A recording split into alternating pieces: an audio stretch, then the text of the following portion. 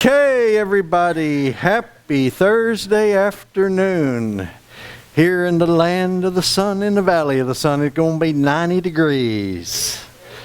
Yay, loving it, loving it. All right. So, welcome to our summer section, I guess a spring semester now, isn't it? Yeah, we're going to be doing summer also, I believe. I saw some correspondence with that. So this is our second series. So this is Edgar Cayce on faith. Edgar Cayce on faith is chapter 4, book 1 of The Search for God material. 2 books, 12 chapters each, 13 counting meditation, front and back. Book 1, chapter 4, ma'am. You betcha. Book 1, chapter 4 of The Search for God.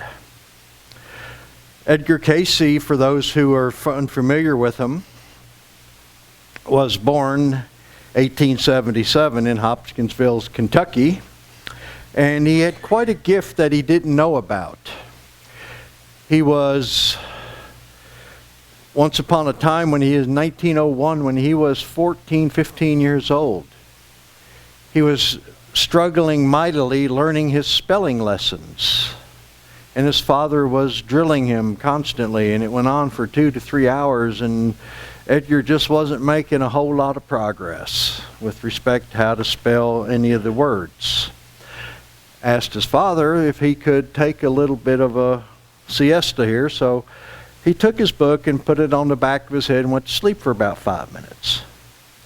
When he woke up, he could spell every word in that book as well as tell you what page it is on. Totally befuddled him, amazed his father. But this was the awakening of the gift that he had. We all have this same gift, according to Cayce in his lecture series, tells us that we all have this. And he went on for many, many years. He died in 1945. And in that time, there was about 14,000 recorded readings that have been archived and available for dissemination and study. Cayce said that he's probably did over 25 to 30,000 because a lot of the readings that he gave prior to the 1920s were not recorded. Consequently, a lot has been lost. And this was one of his callings because he always wanted to help people. And this is what he did because his whole story is well documented, and it all began with his spelling lessons and then how he was able to progressively and increasingly use his gifts to heal other people, as well as to help in a lot of other ways. So it's quite amazing. And key to this entire concept is the one on faith. Because Cayce read the Bible numerous times, at least one time for every year that he was alive. And coincident to his spelling lesson, he kept having internal intuitive impulses telling him, trust the promise, trust the promise, trust the promise. He didn't know why he was hearing this internally. Then, after a little bit of a nap, he found out. And it was pretty amazing. Great story.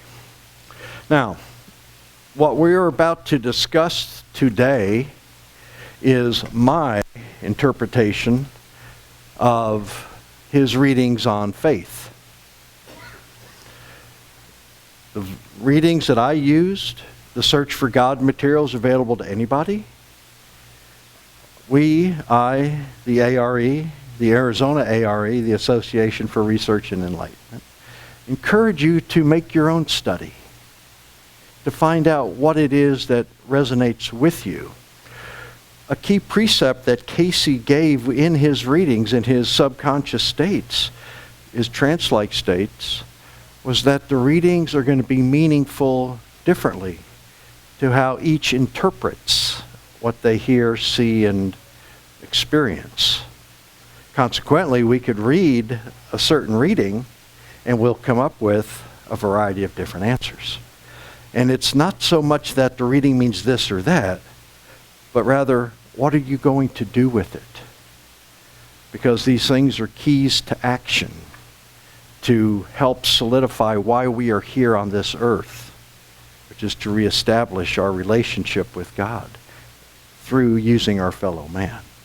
So this is my 2 cents on faith. In the readings, we hear that faith is accepting or rejecting without basis of reason. Totally believe it. Don't worry about it, just believe it. This came out of a reading, the 262:14 reading here. The 262 is the identifier attached to the Search for God series. There were 130 readings in total for all of the chapters. This is reading number 14, and it's on the topic of faith. So here we are, right at the intersection of faith and reason. Got to now deal with what we believe and what we, in our minds, our conscious minds, actually know. As each have their own concept of faith, as to whether this is grounded in experience in relationship to life's activities in the material or to the activities in the mental, depends much upon what has been held as the ideal of that individual. In other words, it is a personal matter. We all have background information built into our life. We have different values, attitudes, and beliefs, different experiences. We've been to different places, grew up in different locations. All of these things filter in to us, to what we behold. And what we are looking for with respect to faith, we take all of this background information that we have within us that is unique to us, and that's what drives us, is going to detail how we hold and believe faith.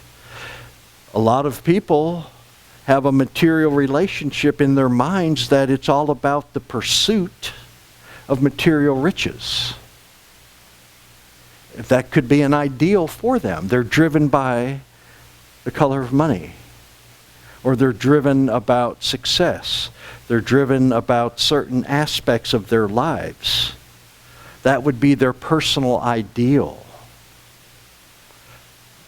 Right or wrong, it is what it is for those individuals. Consequently, that's going to be those values, attitudes, and beliefs of which they behold.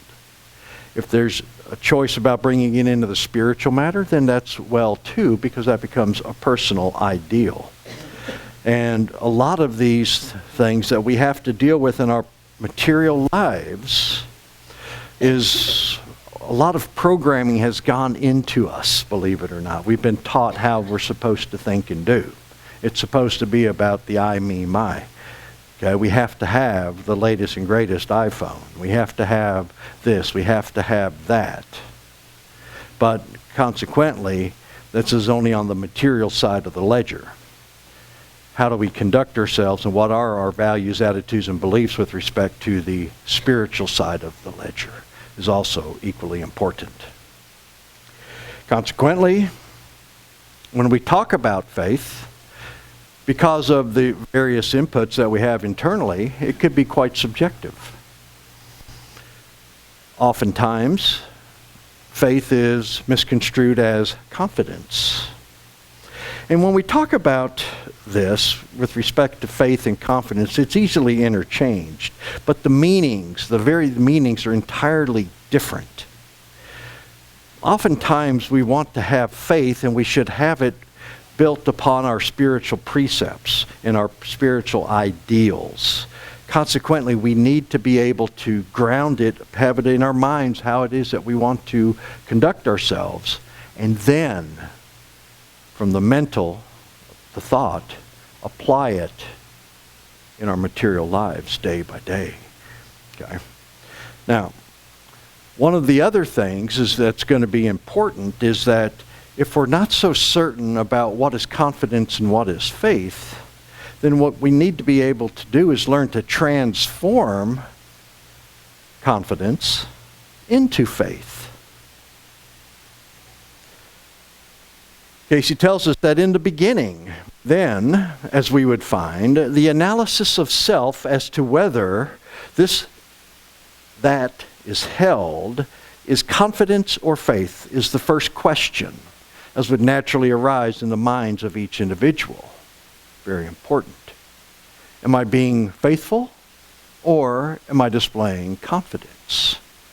Well, the easy way to figure that out is to defer to one Mr. Webster. And let's talk about Mr. Webster's definition of confidence. 1A, a feeling or consciousness of one's powers or of reliance on one's circumstances. He had perfect confidence in her ability to succeed, met the risk with brash confidence. Faith or belief that one will act in a right way, proper, effective way. Have confidence in a leader. The quality of a state of being certain. A relation of trust or intimacy. Reliance on another's discretion. A vote of confidence in legislative ways. A communication made in confidence. All of this are these are definitions of confidence. Now, if you look at the very first one, a feeling of consciousness of one's power or of reliance on one's circumstances, we could see that confidence is internal to us.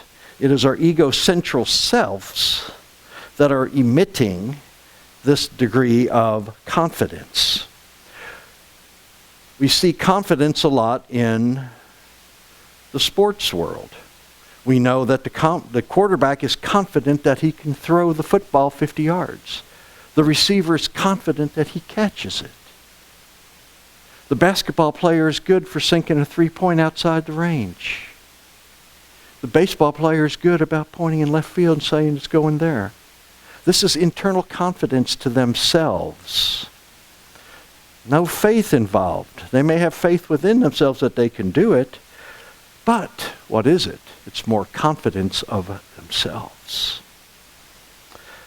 Consequently, when we break down the attributes of confidence, we can see that with respect to thinking, it's more along the lines of being very analytical and irrational. With respect to confidence, it defers to our cause and effect environment and world which we live in. Feedback to our senses, sensual feedback, is necessary because this is how in our minds we justify the actions. We want something that's tangible. We want to be able to touch it, to feel it, to see it, to hear it. This is elements of confidence. Doubt also is coming into play with respect to confidence. We might lose confidence in somebody. We might lose confidence in ourselves. We have a mistrust of the intangible. And confidence is strictly limited to the earth plane where we are enveloped in time and space. Those are the attributes of confidence. Very self-centered. Want feedback. Want to see it, believe it, touch it. How many of you have ever said, I wouldn't believe it if I didn't see it? Or I'll believe it when I hear it. All right? So that's what you're looking for there. Now, faith is entirely different. Faith is entirely different from confidence. Again, deferring to Mr. Webster, his definition of faith, an allegiance to duty or a person, loyalty, fidelity to one's promises, sincerity of intentions, belief and trust in and loyalty to God, belief in the traditional doctrines of a religion, firm belief in something from which there is no proof, complete trust, something that is believed especially with strong conviction. He's very religious about this. We've used those terms before. But the crux of the matter with respect to faith is found in paragraph 2a, number 1. Belief and trust in is one thing. That's what we define as faith. I believe in God. But the second side of the coin is not only must we have faith, but we must be faithful. You see, that's where loyalty to God comes in. And you can take the whole crux of this discussion in right there. That's where it is, right there. Belief in and trust in and loyalty to God. You can have faith, but it's imperative that we too must be faithful with respect to our thoughts, words, and deeds. Okay? You've got to remember that it's often blind. There is no sensual feedback when it comes to faith. Cayce was not getting any sensual feedback when he was hearing the voice in his head that said, trust the promise, trust the promise, trust the promise. And then he trusted the promise. And boom. Next thing you know, he's an English major. Amazing. Amazing. When we talk about the attributes of faith, we can see that it's more heart than head. Trust in the unknown and the unseen. Trust in the unknown and the unseen. An unwavering belief in self, man, or God.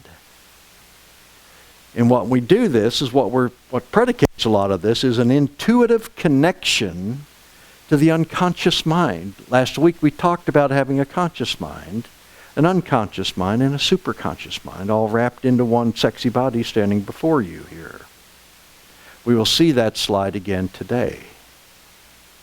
But the other thing about faith, it's not like flipping a light switch on where it comes on and says, I'm here. It's a process. It has to evolve. And it's not faith that has to evolve. It is our thinking that must evolve. Because we've got to learn to be good with it. And when we start to extend our awareness past the confines of time and space, then what else is out there? God. And this is where we start to, in our own ways, learn to trust the promise. Trust our promise. Okay? The psychic mind reading, 792, we have this. The more and more each is impelled by that which is intuitive, or the relying upon the soul force within, the greater, the farther, the deeper, the broader, the more constructive may be the result.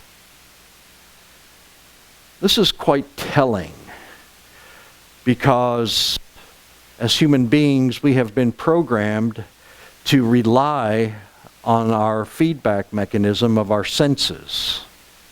When we start looking at the intuitiveness, the intuitive side of things, then we start to trust somebody who has the bigger picture. As human beings, we like to think we know what's going on. But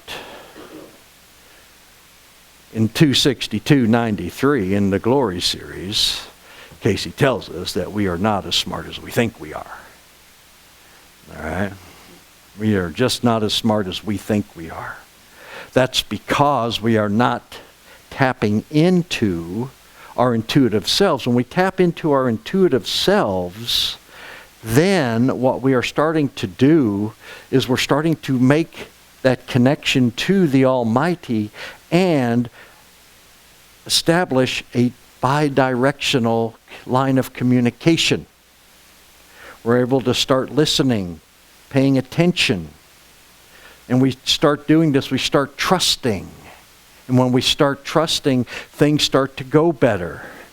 Because one of the things that I have found in my own personal lives is that the more I got into this and I started to do it, the more I took me out of the situation and put in He for me, things suddenly started to go a lot better.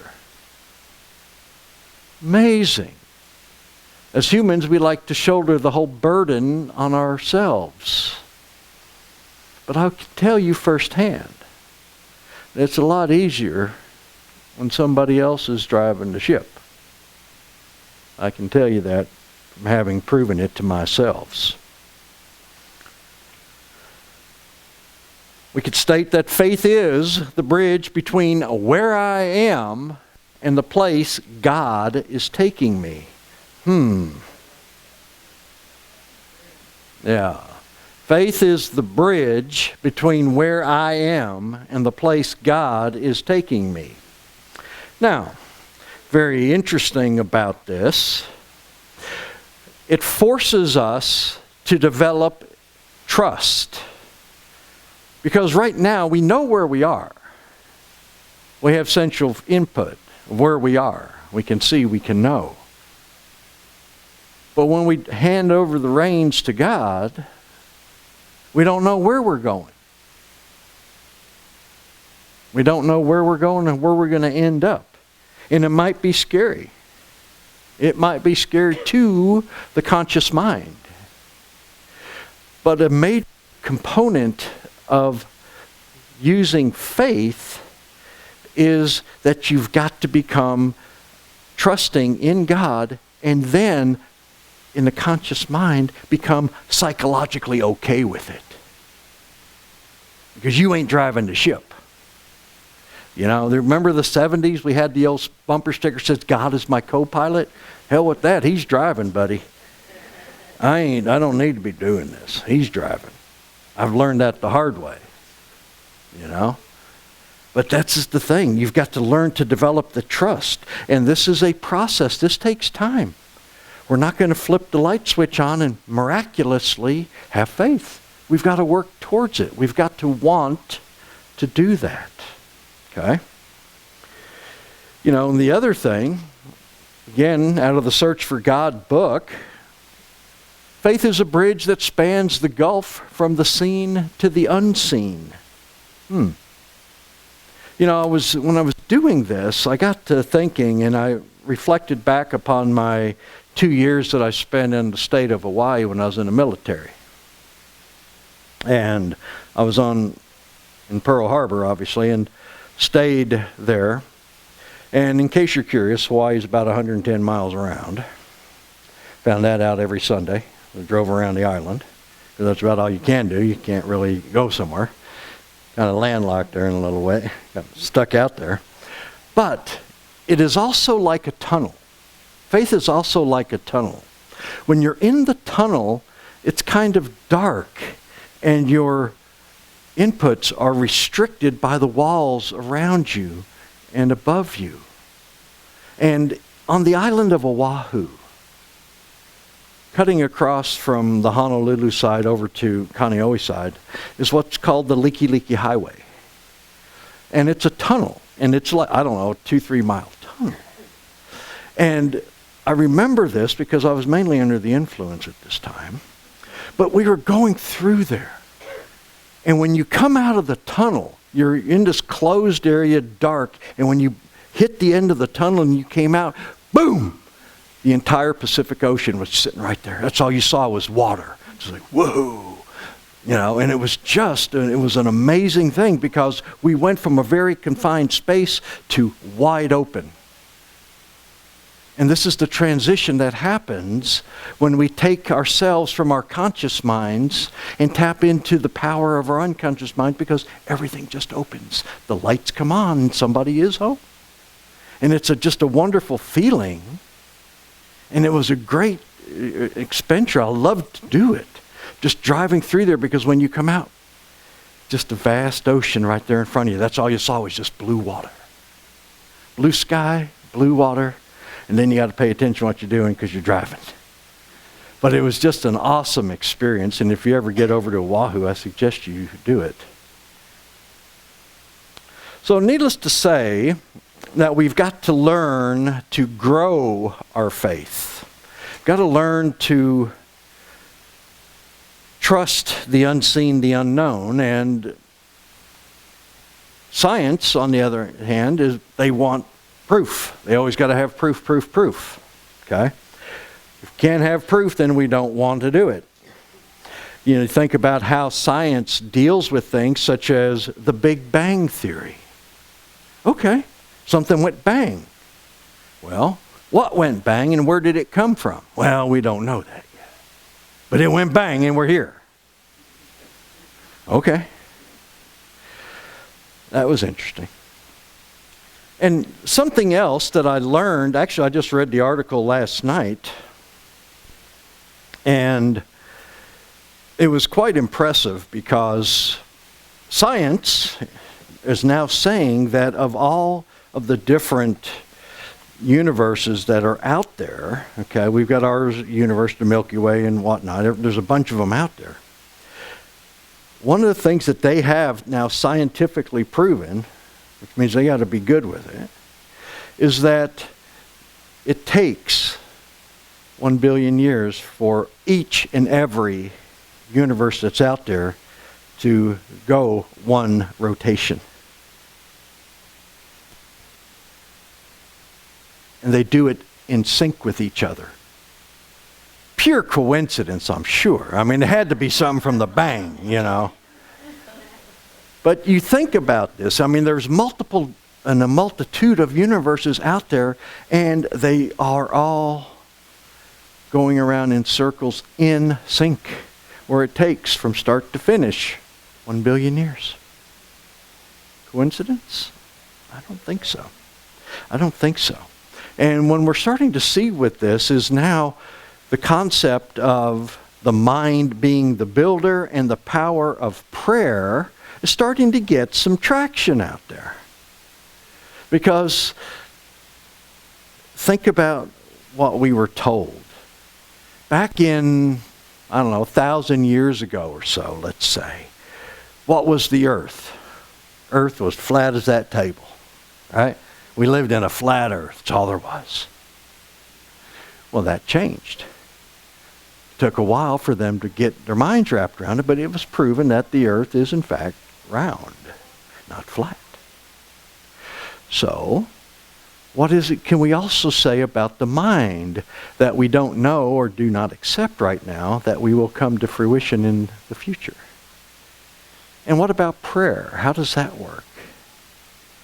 Prayer wasn't very well thought of in the scientific community, but slowly they're starting to find that people with a great deal of faith have actually some abilities that befuddles them because they can't prove it. And it's quite an amazing thing. Also in the mental, keep the faith. Hold fast to that and know it is a growing thing. Then in the changes that come in environments, in associations, let that faith in the divine in self ever respond to that known innately within self. So what Cayce is telling us here is that the only thing that's constant in our universe is change. Life changes, life circumstance changes. Everything is evolving constantly. And when things come and change impacts us, he's counseling us that we should defer and fall back on our faith that we have. Let our faith that we have in God ring true to us in our meditations by knowing internally that everything is okay. And to, in our own ways, trust the promise. Trust the promise. And it's amazing that it's growing. We've got to learn to do it. We haven't been taught to do this. This is something we've got to find on our own accord. We go in and we build it.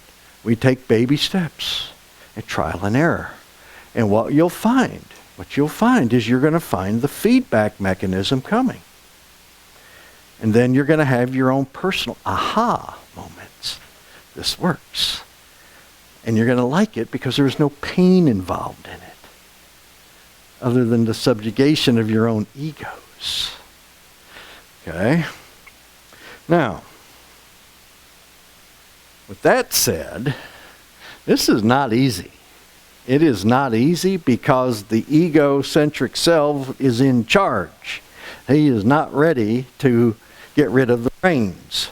Very similar to getting rid of politicians in Washington. Just can't seem to get rid of them, can we? No. Well, the same thing is happening internally to us. Because it's not really good with turning its reins over to something that defies logic. Consequently, when we do a self-examination as to whether we are confident or faithful, then what we need to do is really have a deep, thought out, and quite possibly uncomfortable conversation with ourselves. Because when we start to look for the definitions of confidence, we're going to find that we're going to be able to trace it back to the I, me, my. I did this, I did that, I'm in charge, look at me, all this stuff that we do. Those are elements of confidence. Because now what we're doing, we are exerting ourselves over our material conditions that we are in. We're putting ourselves at the forefront, in the driver's seat of it. If we are able to trace things back and we find harmonious alignment between our minds, our bodies, and our spirits, then we can start to say that, all right, I have faith going on here. I'm having faith. I'm trusting, going in with it. We've got to learn that balance is imperative. We have to be balanced within ourselves, mentally, physically, and spiritually. Because when we ain't in balance, things get out of whack, mentally, physically, and spiritually, and disease sets in. Because there's a disconnect in here, okay? And that's what we're trying to go. And understanding that by focusing on this balance, if we are able to think about taking our three bodies that we have here, our mental, our physical, and our spiritual, and trying to get them into alignment, then we're going to find that that goes a long way to instituting faith in our lives. Because it's kind of like a stepstone going into that. Okay? Now, from last week, we had this without the arrows. Think about this. Confidence is very, very key to the physical self. Consequently, our outside world is going to come in. We're going to get inputs through our senses, and then we're going to display confidence back to the outside world. But when we start looking at faith, what we're starting to do now, we're going up, we're tapping through our subconscious and into our unconscious mind, and we're starting to make the connections. We are aligning ourselves into place, into sync with each other. Each body is working together. This was done actually by Dr. Mark Thurston, okay? And he's the one that put this through his books that he has here. There's some study guides that he built for both two different parts of it, Experiments in Spirituality, or something to that effect, by Dr. Mark Thurston. It's a pretty good book. It's a good follow-on with the Search for God books, because it takes it and gives you something else to think about, in case you run out of things to think about and worry about. But very, very good here, okay? And this is what we're trying to do. We understand that when we're operating out of our conscious minds, okay, we're taking input from our environments and putting it back out there. It's all about our egocentric selves. But when we start to have faith and introducing faith into our environment, then we are looking within to go higher. And when we do this, we're starting to tap from a higher source. You see, the little head down here thinks he knows everything there is to be known, okay? But the truth is, it's up in here. And the truth is that we also have access to that. But we've forgotten how to do that. So we're getting ourselves in trouble here. Okay? But this is how it works. This is what we need to do. Most of our lives is spent down in here under the conscious and confident side of things. Simply because that's how we've been taught. Right? That's always how we've been taught. But we've got to think outside the box and now reach in deeper. We're not going to be able to divorce ourselves from our conscious activities, and nor should we. But rather we could use that which we call in from upon high to make things a lot better coming out of our smaller minds. Because that's the key to faith. Because when you do that, then the things that are happening down below get a lot easier to bear. It gets a lot easier to bear. Our burdens become lighter. Why? Because we ain't trying to solve the problems ourselves. We're going up here and say, hey, you put me in here, get me out of this. You know? Show me what I need to know. Help me. What should I do? But if we don't have the balance between our spiritual selves and our mental selves and our physical selves, then we might get a busy signal. So we're always got to be working on these things here. Okay? And it's important to understand that life gets a lot better and a lot easier when God's in charge, because part of the glory thing is that we're going to serve, and when we serve our fellow man, then what are we doing? We're glorifying God. We are now being faithful, as opposed to just saying, gimme, gimme, gimme. Okay? And that's one of the key things we need to do. Now, it's very, very easy for us to fall into the trap of thinking that we are responsible for the outcomes. We can use these as building blocks to help ourselves develop faith.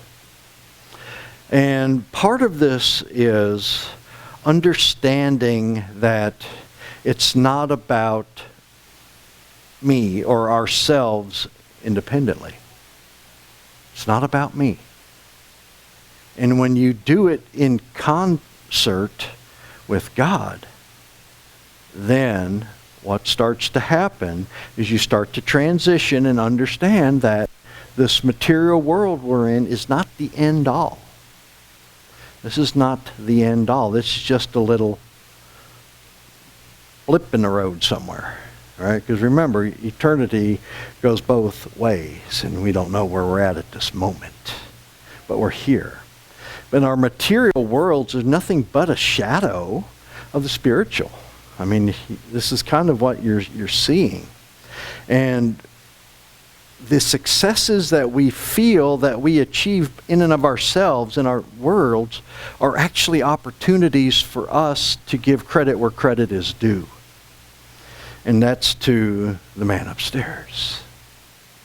And we have, on a daily basis, an infinite amount of opportunities to be able to give thanks upstairs. Did you get here safely today?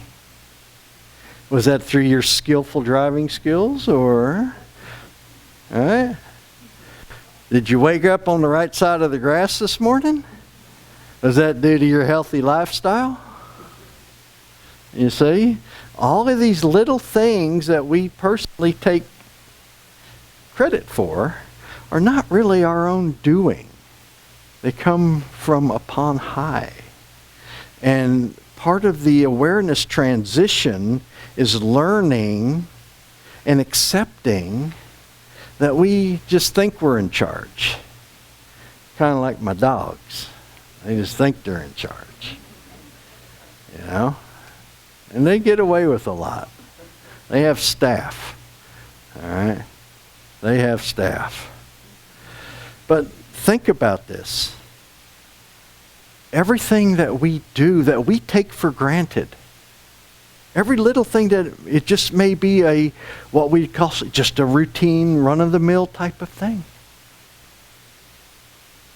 Experiencing that, being thankful for it, is a way that we can start to put faith in here by recognizing that, hey, we didn't do it ourselves. Okay? And really works for me. Here, and this was probably done about, 2,051 years ago tomorrow. Pilate therefore said to him, "You will not speak to me? Do you not know that I have the power to release you and the power to crucify you?" And Jesus answered him, that you have no power over me unless it had been given you from above. Therefore, he who delivered me to you has the greater sin. John chapter 19, verses 10 and 11. You do not have power over me unless it has been given to you from above. What he was telling Pilate is that you're going to do what you're going to do because it's your job. But he who got me here has the greater sin.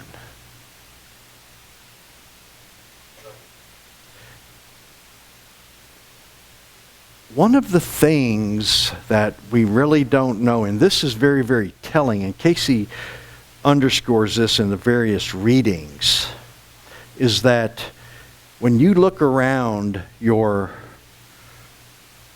societal and political landscape, there's people in there running the show that we may or may not necessarily care for. When we run into these types of situations, this is a very, very good fallback here for you to think about. Because Cayce tells us that nobody is going to come to a position of power if it has not been okayed by the man upstairs. And when you look at this and you think about that, you understand that there's challenges and opportunities involved in leadership. I don't know if anybody has ever had a leadership position in their work, but there's burdens involved in that. And you can extrapolate that from running a division to running a sector to running a company to running a city, a state, a government, or a country. There's a lot of burdens involved in that. And this is where we're starting to see that, you know what? This person's in this at this point in time for a reason. It may not necessarily be appealing to you, but it is what it is. So get over it. All right? God's putting him here for a reason. He's got things to accomplish. And in our infinite wisdom, we, as usual, do not know the big picture, though we think we do. Consequently, we choose to push back as opposed to try to support people. Kind of like shooting ourselves in the foot, okay? And that's kind of what we're getting here. That's what we end up doing. But that's a very important lesson to take forward here, because everybody's doing what they're supposed to be doing right now. It's part of the big plan. And just because you don't like it doesn't mean that's not an opportunity. Maybe that's an opportunity for you to mind your thoughts, words, and deeds. Understanding that the person in charge that you may or may not agree with is there for a reason higher than thou. Consequently, we have lots of opportunities. There are about 6 billion now, 7 billion of us running around down here.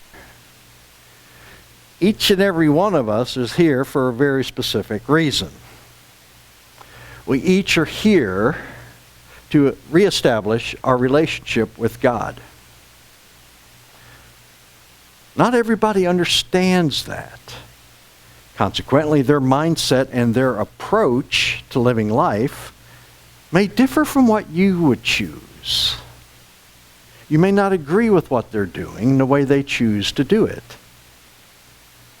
But they're here. They represent to us an opportunity.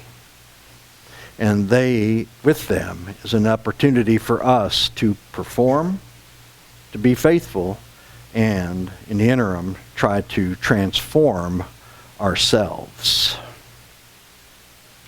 As is seen by those of the first of the lessons, these are builded step by step, that there may be seen that which may become a living truth in the lives of individuals, known and seen of those who may come in contact either with the life of the individual, so applying the same, or that as may be given by the group as a whole. Lead by example, anybody? This is Cayce's version of telling us to lead by example. And it's very important in a way that we do this, because our actions may serve as an awakening for another person without the use of a 2x4. All right? I mean, if people go out and see us doing something which they may or may not have ever conceived of or thought about, they may say, hey, you know what? That's a good idea. That's a good idea. And then they can implement it. And when they do, the door starts to open. We start getting little cracks in the door starts opening, a little light comes in. They start getting feedback. Hey, this is good. And we can do this on an individual basis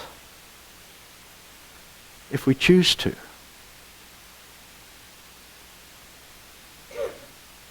I know in my neck of the woods,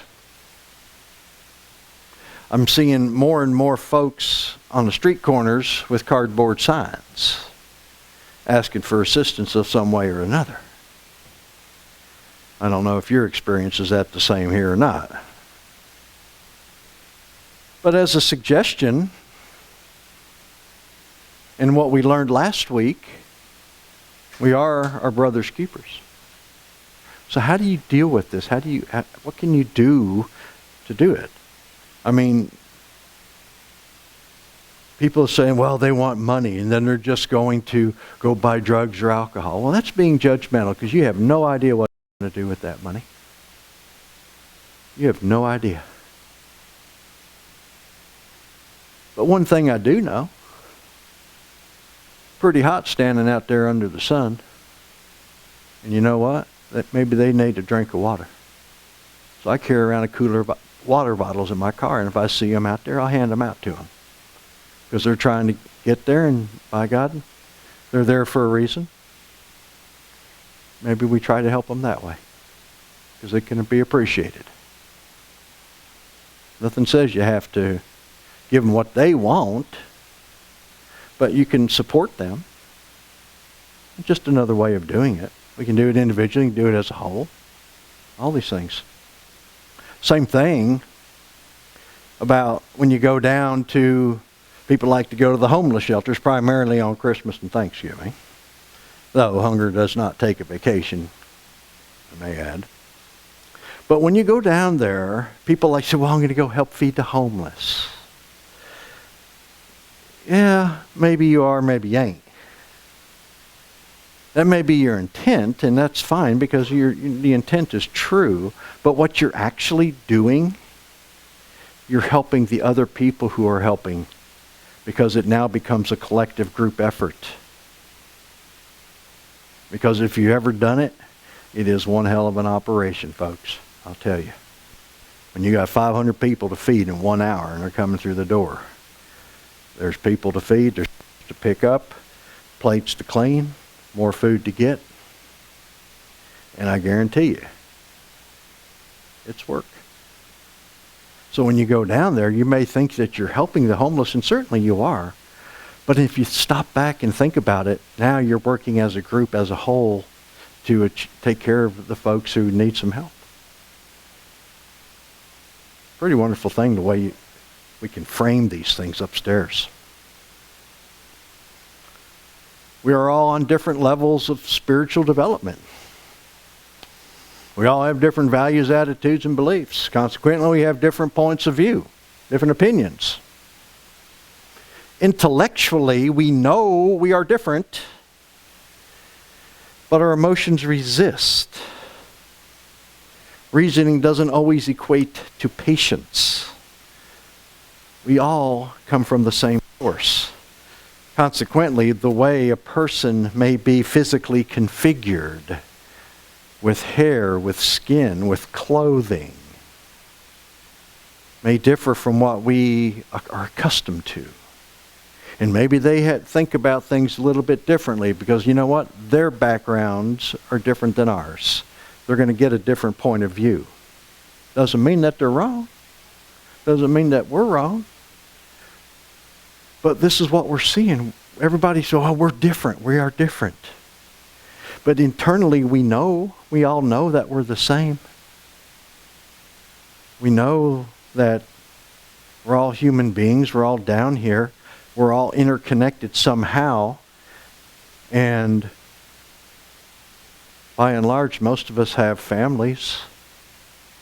And caring families. And when things happen, sometimes our hearts ache. But it doesn't matter. I mean, the difference, humans like to think about the difference. That's how they judge things from the outward deals.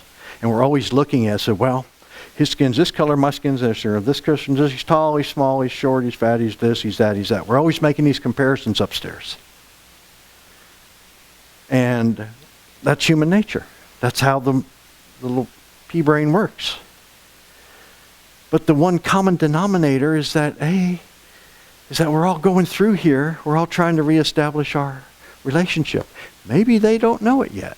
Maybe you have an opportunity to open doors somehow, some way for them. To bring up something on their radar screen that they can take action on. And it comes down to just trying to make the effort. Cayce tells us it's the try that counts. Don't need to really concern ourselves with the result because human free will is the strongest impulse in the world. Not going to be able to, project the results, but we can try. We can always try. And it starts with being patient one towards another and understanding that everybody's the same. Everybody's trying to do it themselves. And, one of the experiments, because I'm no different. I'm no different in that. One of the things that I do myself that I'm starting to do more and more internally is when I start seeing people that are interesting, maybe I go through this dialogue in my mind and said, they're trying to reestablish their relationship with God too. And they're making this path down here. I don't have to agree with it. But if that's what their purpose is, and I truly believe that's everybody's purpose, then how can I, with my thoughts, words, and deeds, aid this one individual? You see? And it becomes forethought. It comes faster and faster. It gets up here. And actually, it's quite an interesting internal dialogue. Just try it sometime. We bring into this existence experiences and needs from our past lives, karma, so to speak, and things unresolved. And in the vein that we all are trying to reestablish our relationships, we may take a different approach to it. Because we don't know where anybody is at any given time spiritually. Hell, we don't even know where we are. You want to know the truth?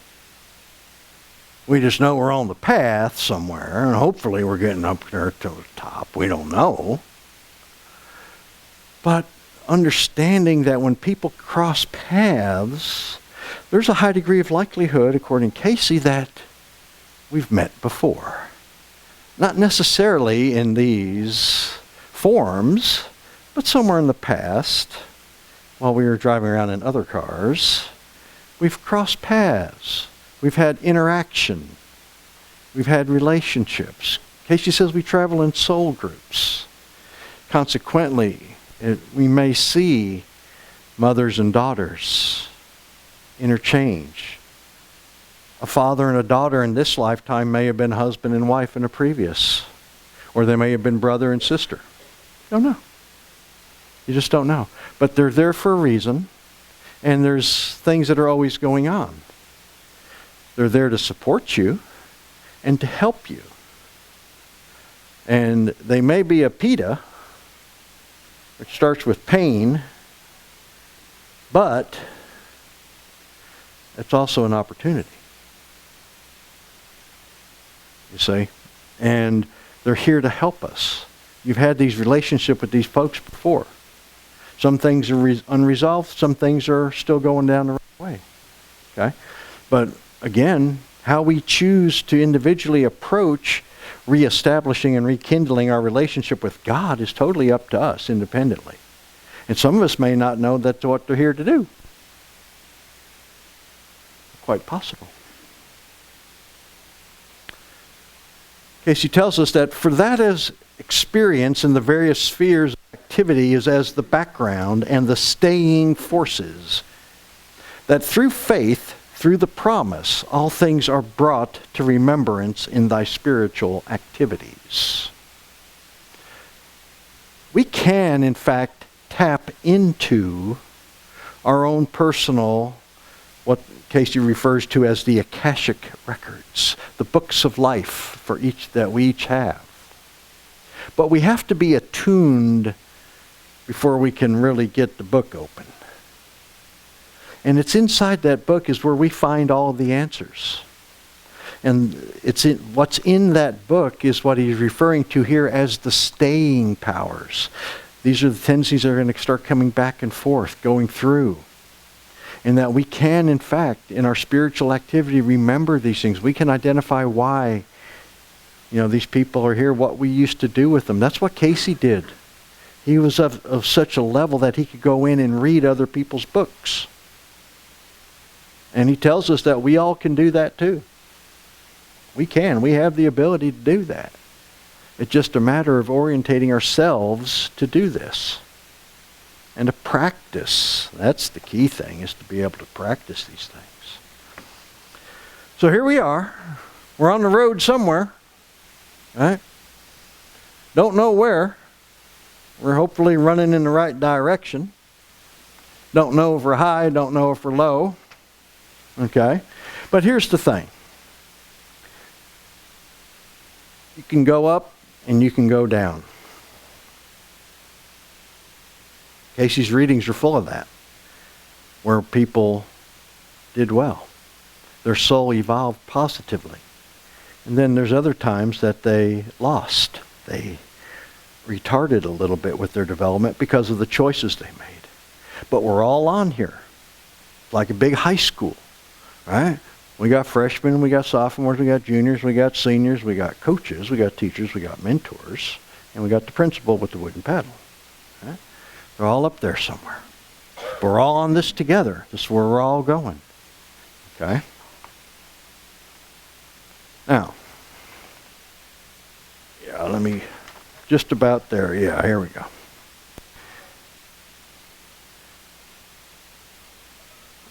With faith, we now know what it is that we are striving to accomplish. And what we're going to need to do, we have to take our unconscious faith, knowing what we're here to accomplish, and we've got to transform that into patience, conscious, actionable patience. Cayce tells us that this is one of the key precepts that we are all down here to learn, is patience.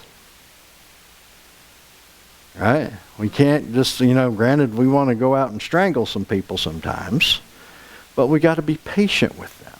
We got to learn patience with ourselves, with others, and with, most importantly, with God.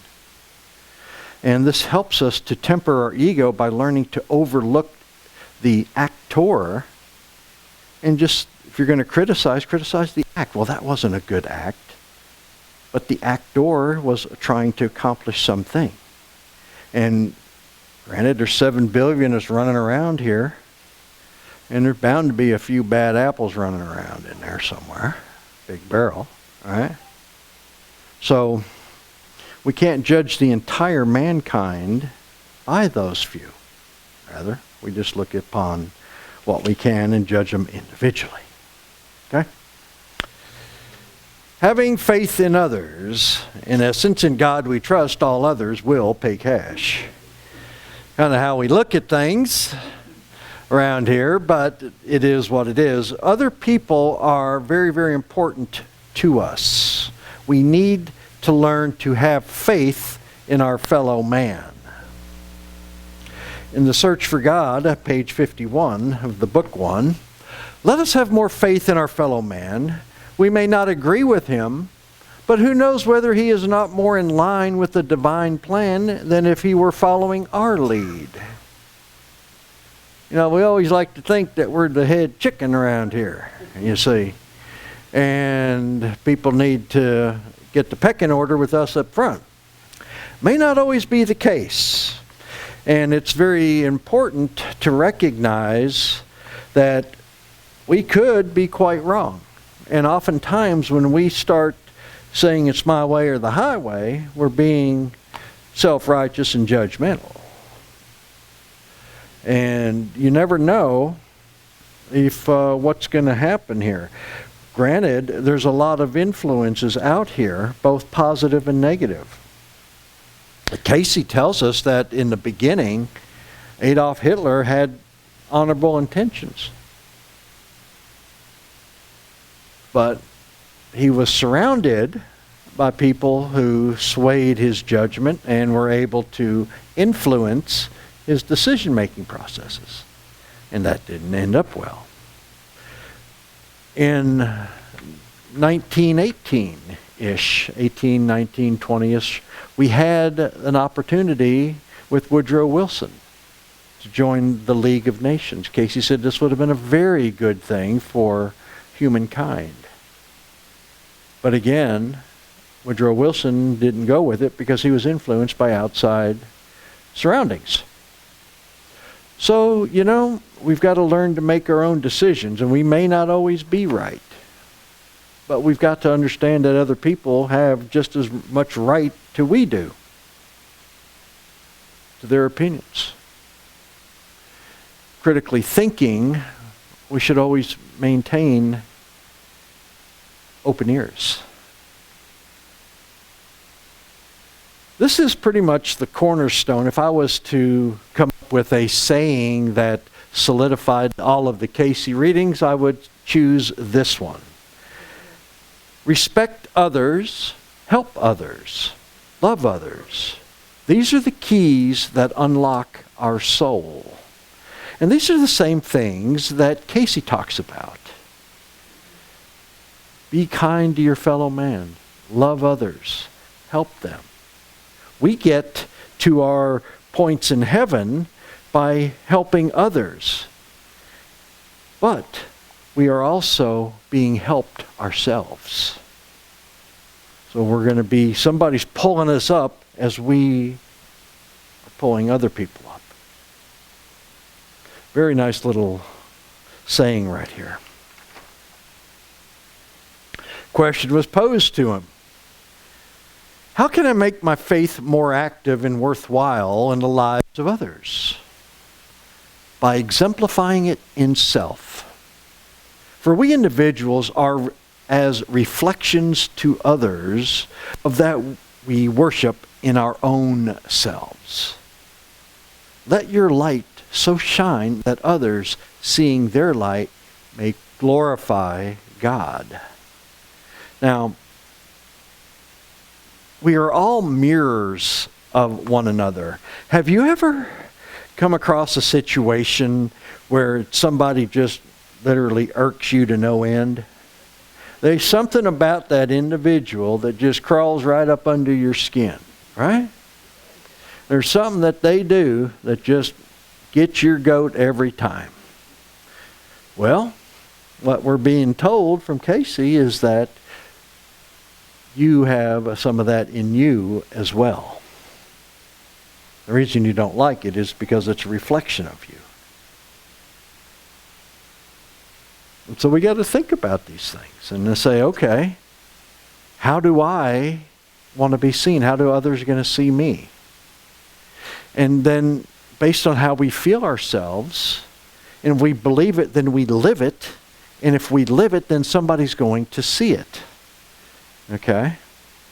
Now, once upon a time, and for some reason, we can't do this. This has no sound, but let me just watch this video here. This is actually, you can just watch this without the sound and get the gist of it.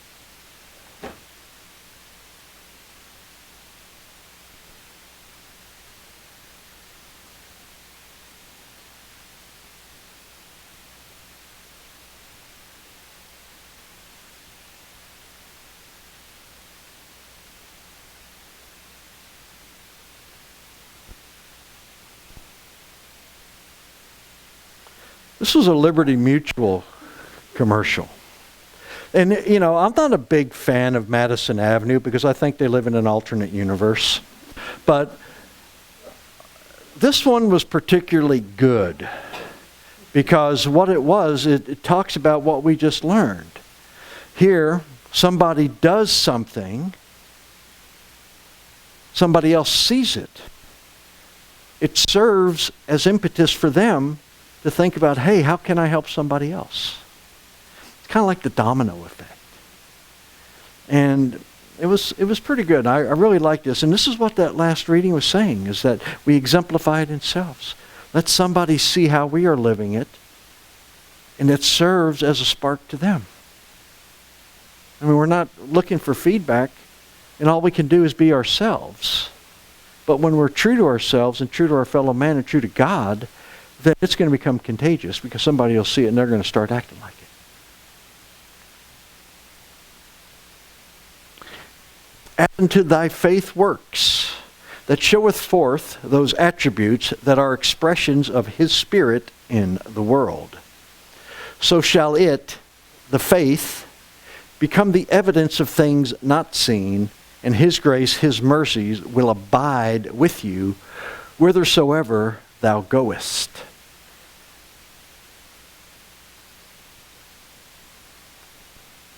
Do with God. Bring him along for the ride. Let him work with you. Have faith. Put forth that which you know to do. And then you're going to find the evidence. I can promise you that because I see it myself. I see it myself. It's not tangible. It would not be tangible to you, but it's certainly livable to me. I have proven this. I own this. And you see, that's the whole thing when we learn new concepts. You know, we're first introduced to it. You know, somebody says, bird. Oh, okay, bird. But we got to see the bird several times before we start to make the connection, right? And then what do? We see it, we recognize it, we connect the dots. And that's when we start to take ownership of it. And that's how it works with this. It's a process. We've got to slowly work our way up to it. And so that by helping others, maybe we just do something that we're not even thinking of. We don't mean to have this as a lesson. We're not saying, hey, watch this, right? We're just doing something that because it's a natural reaction to us, just like that commercial we saw, because it become contagious. And when you do this and you start bringing God along with you wherever you go, life gets really good. Life gets really good. The problem we have, however, is that we've got to learn that part of being faithful and having faith means conquering ourselves. And this is where doubt comes in. This is where doubt comes in. When we try to be control freaks and make sure everything happens in and of ourselves, by ourselves, of ourselves, for ourselves, when things start to get a little bit rocky, doubt creeps in. And this is where we've got to learn to defer back to our faith.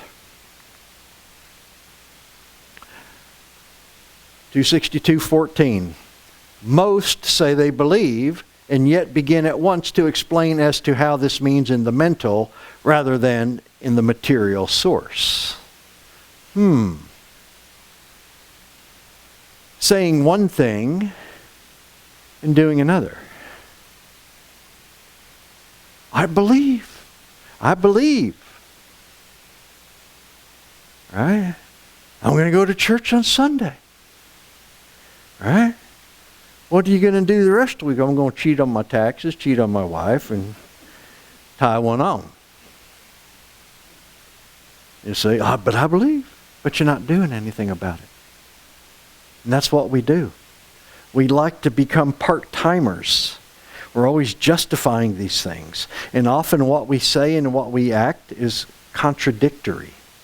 And I bring this up in my personal line of work because in the financial markets, I'm dealing with people who are trying to get a deeper understanding of how the game's played. And I'll tell them, I said, you're sitting here telling me that you care about your money. But when I look at all the work that you've done, your work's telling me you don't care about your money because you ain't doing what you need to do. And then we justify it. Well, this, that. You see, and it's just not in this line of work, it's everything we do. We can justify anything. We can blame anything on everybody. We can always finger point. But at the end of the day, the root of the problem shall be staring back at you from the mirror. Because it was you who made the choice to do something.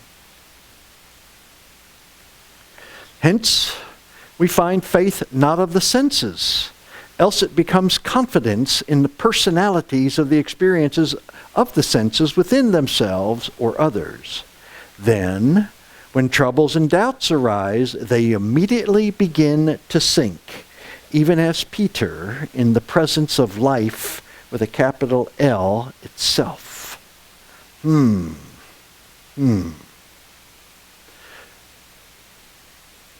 things are going good, we are faithful. Life's good.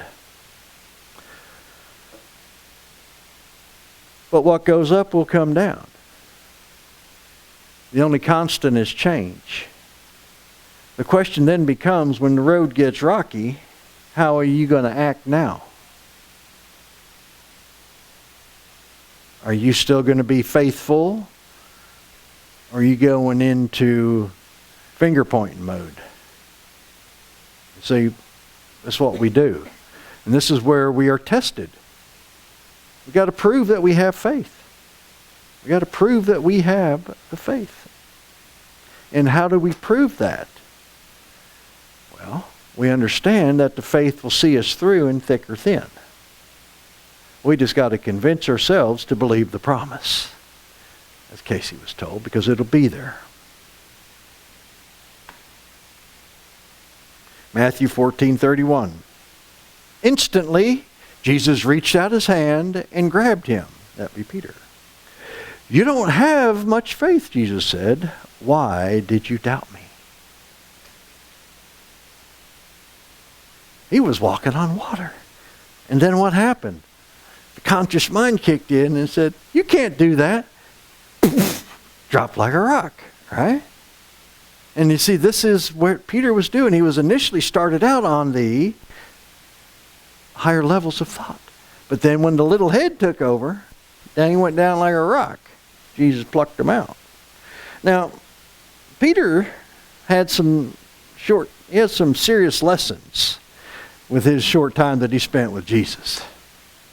This was just one of them. In Luke 22:34, Jesus tells Peter, before the cock crows 3 times, you will deny me. Oh, no. Won't do that. Never happened. That was in 22:34 of Luke. 22:61, the rooster crowed 3 times. And Peter then had his epiphany. Amazing. Amazing.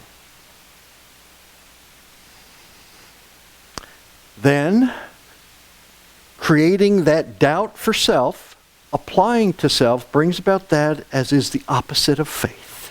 Yes, doubt is the opposite of faith.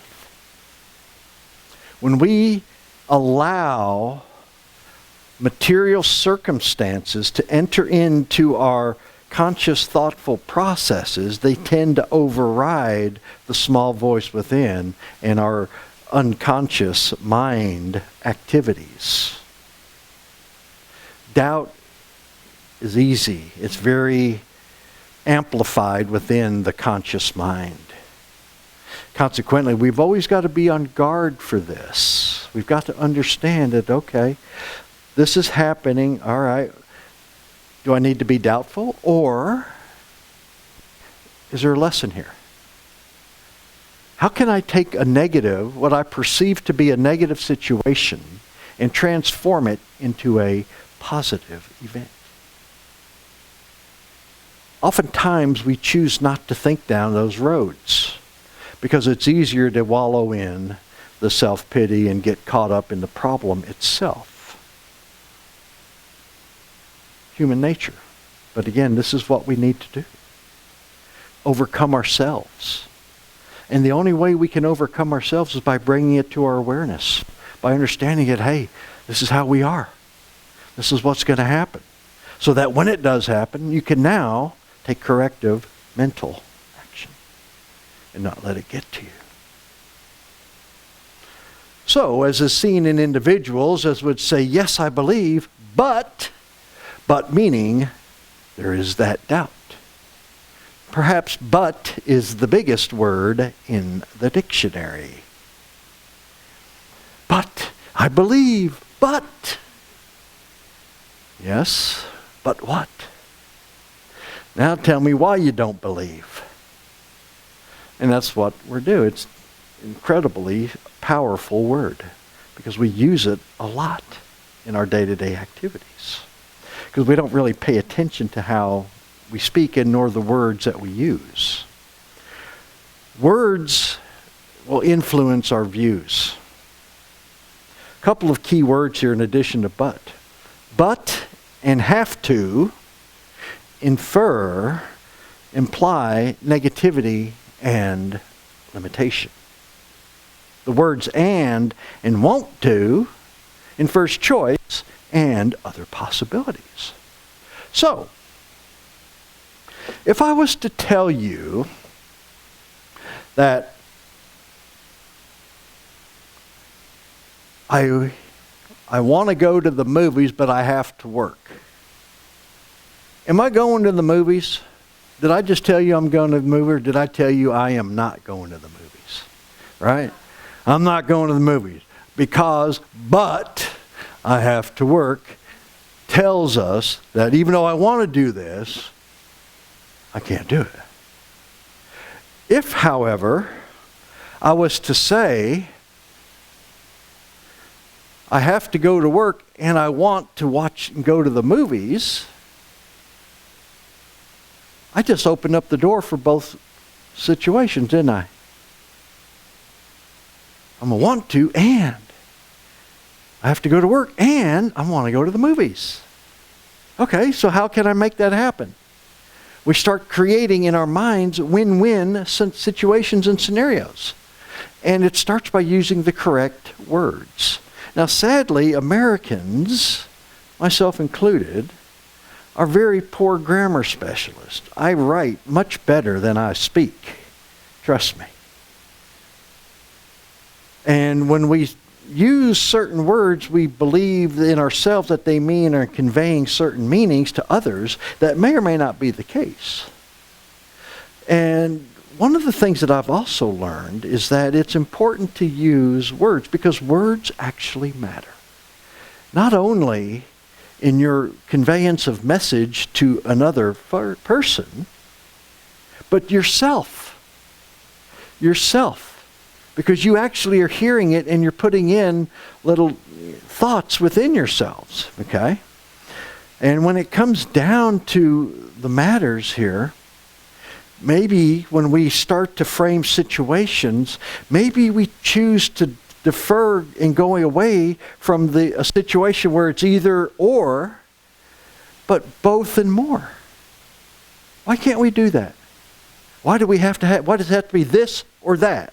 Why can't it be both and more? It's a choice. It's how we choose to do it. But we oftentimes tend to become very limiting our thoughts, words, and deeds. We should learn to do a little bit better with that.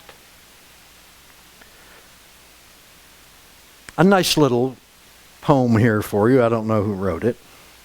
Doubt sees the obstacles, faith sees the way. Doubt sees the darkest night, faith sees the day. Doubt dreads to take a step, faith soars high. Doubt questions who believes, faith answers I. Pretty cool. I don't know who wrote it, but it's a good one. And it helps us to take stock in our beliefs. And when we go through here and when we see storm clouds on the horizon, are we seeing dark, scary nights? Or are we actually saying, okay, there's opportunities here? Are we able to take this and through faith transform our beliefs so that we can take what perceptually may be a not so good event or a negative circumstance and change it into something very positive for ourselves? Because if we can do this and we can change our thoughts into positive thoughts, remember what we learned last week. It's the boomerang effect. If we put positive stuff out, what's coming back? Positive stuff, right? So why should we put negative stuff out? It's a choice. It is a choice. Have faith in God. Have faith in God. That's what it amounts to. And the problem is that we tend to put the whole burden on our own shoulders. And we don't need to do that because God told us not to do that.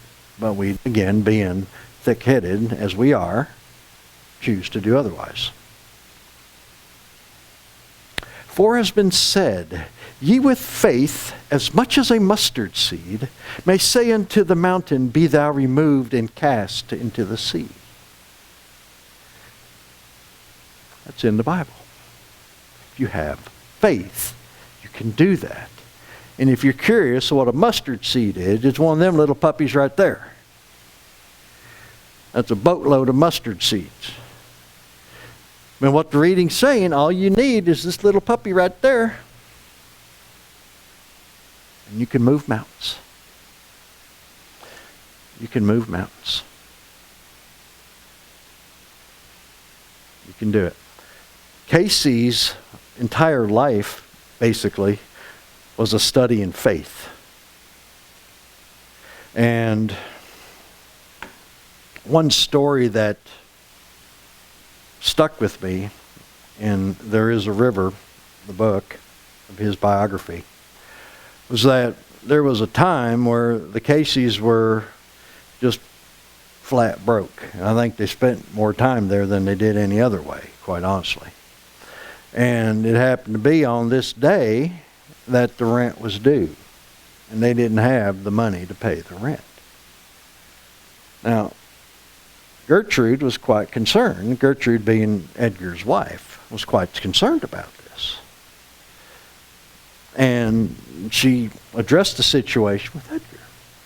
And Edgar said, the rent will come. And he turned around and he went fishing. He went fishing. That day, when the mailman came, there was a donation for a reading that he had done, and the rent was paid. But Cayce's path of faith was, like most of us, understandably filled with doubt. Because unconscious mind. Cayce, when he first figured out what he had going upstairs with this being able to see things and do readings and things, he was skeptical. He was skeptical because he didn't know how. He was unable to understand it nor explain it. And being that he was unable to explain it, then didn't really make a whole lot of sense to himself. And then he was forced. He got pushed into that because his wife got tuberculosis. And the doctor, she was pretty much on her deathbed. And her doctor said, I will come anytime you need me. But if there's anything into this funny business that you're doing, you better do it right now. Is what he plumb told her. Because she was that close, pushing up daisies. In another situation, a few years later, their son, Hugh Lynn, was blinded by a powder flash. And Hugh Lynn told people, he goes, when my daddy's asleep, he is the best doctor in the world. And you're going to do what he tells you to do. And I will see again. And he did. Pure faith. Pure faith. Little kid saying, I got faith in my daddy. Because he seen, he saw, he believed, and he knew. The older we get, the harder that becomes. Because we've been hardened in our thoughts and our experiences on this world. It becomes harder for us to develop our mustard seed farm.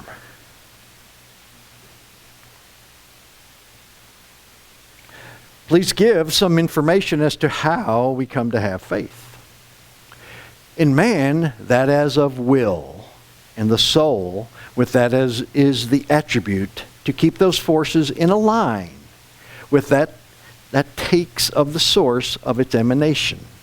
And in faith, then grows the will to be one with or going away from by exercising of the same in another direction. So does it show forth in individuals according to that as the manner or way in which the faith, is used as respecting those attributes of the individuals as related to the creative force or God himself. We have to choose to be faithful, and we have to choose to have faith. Our lives are nothing but choices. Every minute of every day, we're making a choice to whether we're going to do something or not. And it's up to us what we are going to do. Free will is the strongest force in the universe. And Cayce's readings tell us even God cannot overcome human will because he doesn't need to.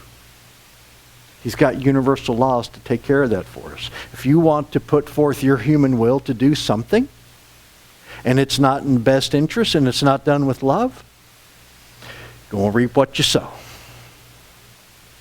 And then he would tell us, for how long can man defy its maker? Because eventually you're going to get tired of beating your head against the wall. And you're going to get with the program. But it has to become a choice. And that's where we're at. The sooner we make the choice to go and be with God's program, the sooner we can get out of here. And I don't mean death. I mean, they don't have to come back for repeat performance. Faith is developed by the use of it. It cannot be taught or forced. Neither can true faith be destroyed. Kind of like a muscle. Got to get your muscles going. Got to eat your spinach. Get your muscles going. And if you have true faith, you can't destroy it. Did man destroy Jesus' faith in the Father? No. What about Daniel? What about Noah? What about Moses? They all had issues. But the faith prevailed. With God, anything is possible. And that's what they taught, and that's what they went with. Becomes stronger as we use it. Well, you've just got to choose to use it.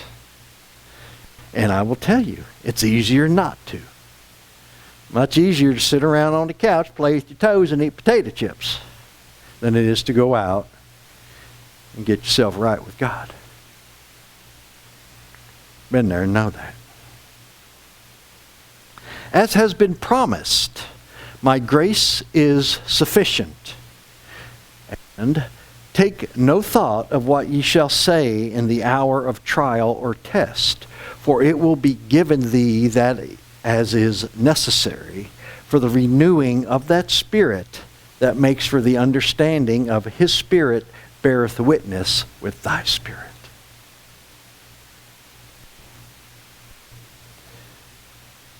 Jesus, Paul, did not worry about what they were going to say in any given circumstance, because they knew, because of their alignment with God, that they were going to have the information channeled to them when it was needed. They didn't have to think about it, didn't have to prepare a speech or any of that stuff. They just got there, and when it was time, they said what needed to be said. And this is what's meant by his Spirit beareth witness with thy spirit. Kind of like a lot like standing up here today.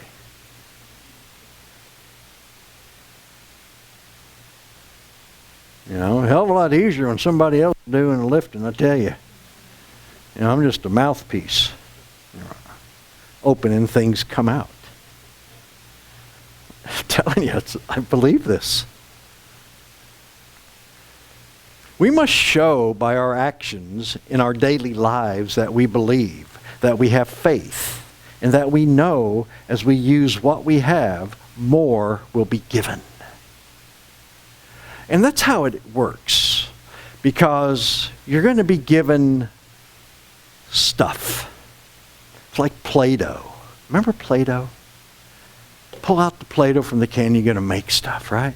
And then once you get something, then what happens? Well, somebody shows up and now you got orange and green Play-Doh.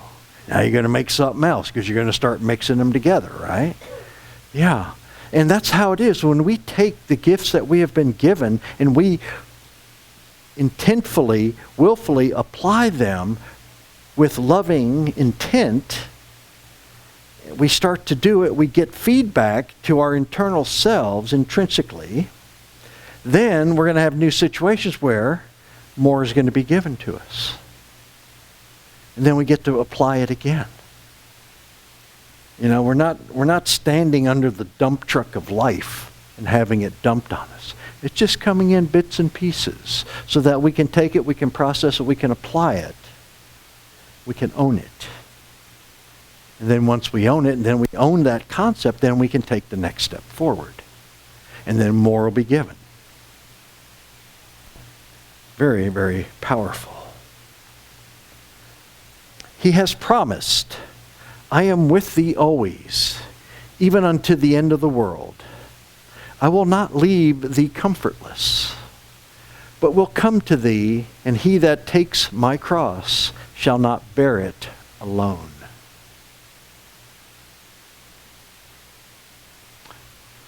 These are some of the promises that are in the Bible that Cayce believed, because Cayce read the Bible so much that he understood it. He was with thee always. Will not leave you comfortless. But what is required is predicated on us having faith and being faithful. When we are there, when that comfort is there, then he's there with us. He's there with us. All we got to do is turn around. And it's that faith. Faith is very powerful.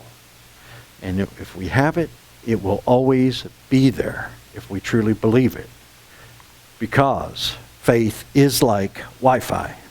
It's invisible, but it has the power to connect you to what you need. Okay? That's kind of what faith is. A lot like Wi-Fi. And that is the end of the show.